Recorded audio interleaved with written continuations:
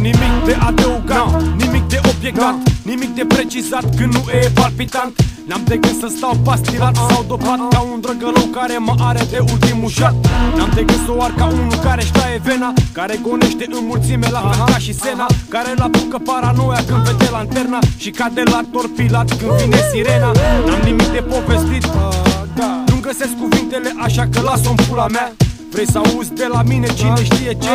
Că stau până dimineața cu fetițele, că mâine-i luni și după aia vine marți, că ceasul a rămas în urmă de când eram sparți, că nu găsesc bluza aia sau tricoul larg, că fac și că trec, le dau foc și le trag.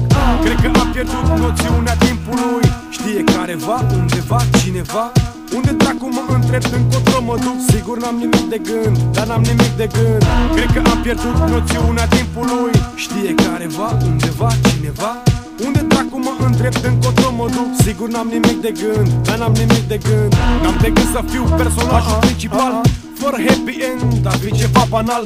Ar fi o tragedie pentru mine, unul personal, dependent de heroină, fenobarbital, fără dezintoxicați sau înțepați, fără sifoane răsuflate pentru invitați, fără să dau declarații pentru condamnați și explicații în detaliu pentru aprobați. N-am de gând să dau o țigare moca, să împing pe cineva nevinovat la coca. Nu te suport să te comporți ca foca atunci când nu mă lumină și eu ars loca. 09, original gangsta, DRINDR face asta.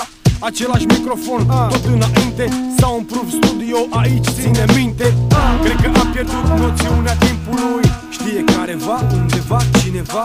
Unde dracu mă întreb, încotro mă duc? Sigur n-am nimic de gând, dar n-am nimic de gând. Cred că am pierdut noțiunea timpului. Știe careva, undeva, cineva? Unde dracu mă întreb, încotro mă duc? Sigur n-am nimic de gând, dar n-am nimic de gând. Chiar nu mai am nimic de gând. Sau tu? Sau tu? Ai ceva de gând? Zi-mă!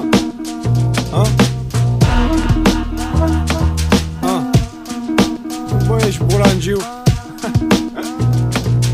Ai ceva de gând? Eu n-am.